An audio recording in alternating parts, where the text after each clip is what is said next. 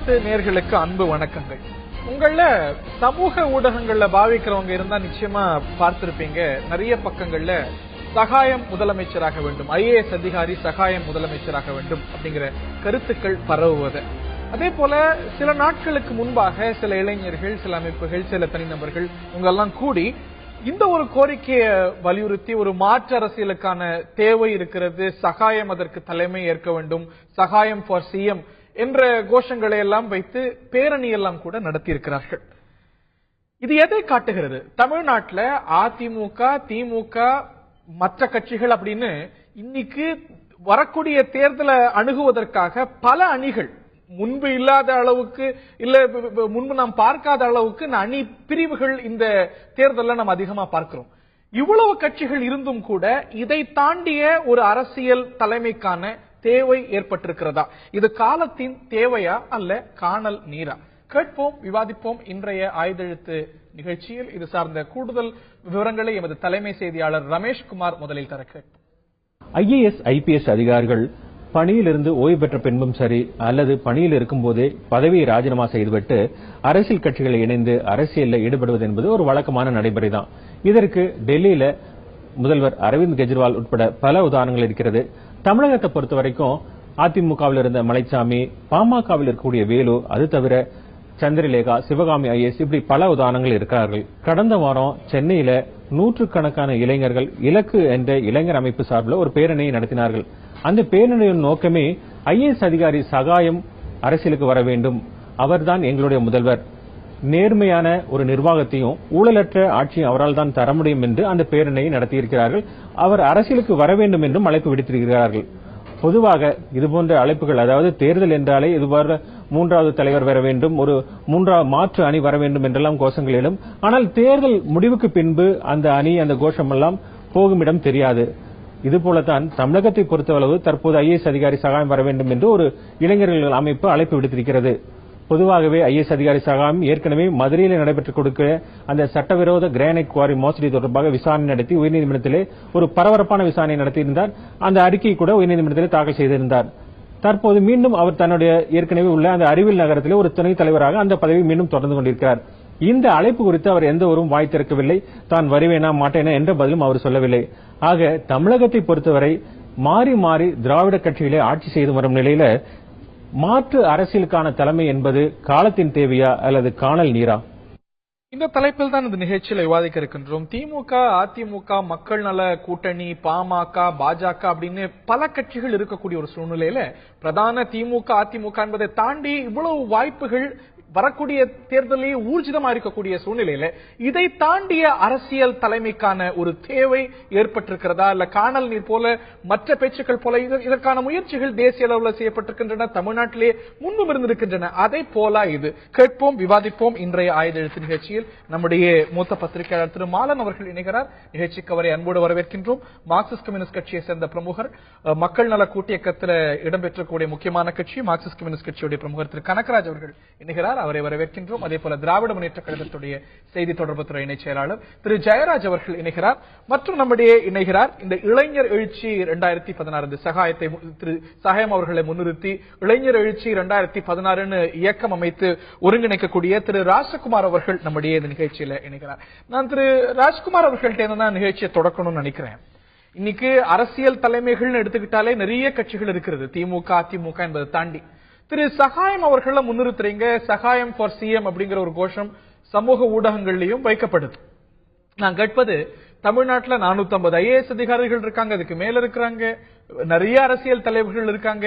இவர்களெல்லாம் தாண்டி திரு சகாயம் முதலமைச்சரா வந்தா பிரச்சனைகள்லாம் தீர்வு ஏற்படும், ஒரு சரியான அரசியல் தலைமையா இருக்கும் அப்படின்னு ஒரு சர்வரோக நிவாரணி போல திரு சகாயத்தை நீங்க முன்னிறுத்துவதற்கான காரணம் என்ன?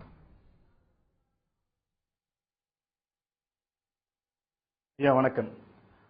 இந்த ஒரு அருமையான நிகழ்வினை ஏற்பாடு செய்திருக்கக்கூடிய தினத்தந்தி நிறுவனத்திற்கு தமிழக அரசியல் மிகப்பெரிய மாற்றம் ஏற்படாதா என்று ஏங்கி காத்திருக்கும் லட்சம் தமிழர்களுடைய நன்றியை முதல்ல தெரிவிச்சுக்கிறோம். ஐயா, இப்ப நாங்க இன்றைக்கு 2 லட்சம் இளைஞர்களும் சமூக நல அமைப்புகளும் இன்றைக்கு கலாம் ஐயாவை தூக்கி பிடிச்சது போல இன்னைக்கு சகாயம் ஐயாவை தூக்கி பிடிச்சிருக்கோம்னா என்ன காரணம்? ஏக்கம். ஒவ்வொரு இளைஞனுக்கும் உள்ள ஏக்கம். என் தாய்நாடு, என்னுடைய தமிழக பூமி இப்படி தரந்தாழ்ந்து கிடக்கிறதேங்கிற ஏக்கம். அந்த ஏக்கத்தின் வெளிப்பாடு தான் இன்னைக்கு ஒவ்வொரு இளைஞனும் பல லட்சம் இளைஞர்கள் இன்னைக்கு வந்து சகாயம் ஐயா தூக்கி பிடிச்சிட்டு இன்னைக்கு வந்து ஐயா களத்திற்கு வாங்கன்னு கூப்பிட்டுக்கிட்டு இருக்கிறோம். என்ன ஏக்கம்? எங்களுடைய மொழி போச்சு.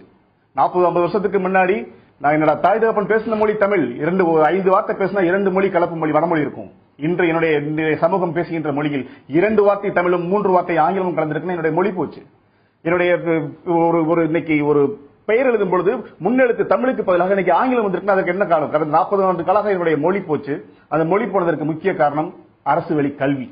இன்னைக்கு தமிழ் பள்ளிக்கூடங்கள் எல்லாம் இன்னைக்கு என்ன நிலைமையில இருக்குது? தமிழ் பள்ளிக்கூடங்கள் எல்லாம் இன்னைக்கு நோக்கி போயிட்டு இளைஞர்கள் ஆழமா வலியுறுத்துற சீமான் இருக்காரு. வலைத்தளங்கள் மூலமாக தமிழ் பதிவு செய்ய விரும்புறோம். அதை தாண்டி திரு சகாயம் நீங்க ஏக்கத்தை முதல்ல சொல்லிடுறோம். எங்களுடைய மொழி போச்சு, எங்களுடைய பண்பாடு போச்சு, எங்களுடைய கலாச்சாரம் போச்சு, எங்களுடைய கல்வி போச்சு. இதையெல்லாம் நம்ம கிட்ட சொன்னாத்தானே மக்களுக்கு புரியும். அதன் வெளிப்பாடு தானே நாங்க இங்க வந்திருக்கிறோம். இல்ல நான் கேட்பது வை சகாயம்னு கேட்கிறேன். இந்த ஒரு பிரச்சனைகள்லாம் இல்லன்னு சொல்லல, நான் முகாந்திரம் இருப்பதாவே ஏத்துக்கிட்டேன். எந்த ஒரு நடிகரையும் தூக்கி பிடித்து ரசிகர்கள் என்று நாங்கள் களத்திற்கு வரவில்லை. ஒரு ஆட்சி பணி செய்த அனுபவம் மிக்க ஒரு தலைவரை, நேர்மை மிகு ஒரு தலைவரை, திறமை மிகு ஒரு தலைவரை வாங்கன்னு சொல்றோம். இதுல தவறு இருக்குன்னு நினைக்கிறீங்க?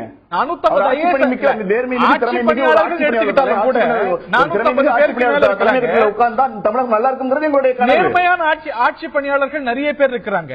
திரு சகாயம் நான் வந்து அரசியல் ஆம்பிஷன் இருக்கிறதா, அரசியல் எண்ணம் இருக்கிறதா எங்கேயும் வெளிப்படுத்தல. இல்லாத ஒரு சூழ்நிலையில நீங்க திரு சகாயம் அவர்களை முன்னிறுத்துவது என்ன கேட்கிறேன். இன்றைய மீடியாக்கள் எங்களுக்கு காமிச்ச சகாயம் என்கின்ற ஒரு மனிதர் இளைஞர்களுக்கு வந்து ஒரு முன்னோடியாக, அதாவது ஊழலுக்கு எதிரான ஒரு சாம்பிள். கலாம் என்பவர் வந்து எப்படி இளைஞர்கள் மத்தியில் சிந்தனையை விதிச்ச ஒரு கனவு நாயகனா தெரிஞ்சாரோ, அதே மாதிரி இந்த சகாயம் என்பவர் எங்களுடைய இளைஞர்களுக்கு, அதாவது ஊழலுக்கு எதிரான ஒரு உருவத்தோற்றம். நாளைய நம்பிக்கைக்கு, அதாவது எங்களுடைய தமிழகம் நல்லா இருக்காதா நல்லா வராதாங்கிற ஏக்கத்துடைய வெளிப்பாட்டான ஒரு தோற்றம் இன்னைக்கு எங்களுக்கு அந்த தோற்றம் முன்னாடி எதிர்பார்க்கிறது சகாயம் ஐயா மாதிரி அதிகாரிகள் எவ்வளவு பேர் இருக்கிறாங்க. ஐயா எல்லாரையும் களத்துக்கு வாங்கன்னு தான் கூப்பிட போறோம். நாங்க களத்துக்கு வந்த பிறகு சகாயம் போன்றதோடு எத்தனை சகாயங்கள் இருந்தாலும் களத்திற்கு வாருங்கள், எங்களுக்கு வழிகாட்டுவது தாருங்கள் கூப்பிடுறது தான் களத்துக்கு வந்திருக்கிறோம். இன்றைய தேவை இளைஞர்கள் அரசியலுக்கு வரணுங்கிற கட்டாயம். ஏற்கனவே 1967 அண்ணா அவர்கள் சட்டமன்றத்துக்கு போகும்போது எல்லா இளைஞர் எழுச்சி மூலம் தானே ஒரு மிகப்பெரிய மாற்றத்தை கொண்டு வந்தாரு.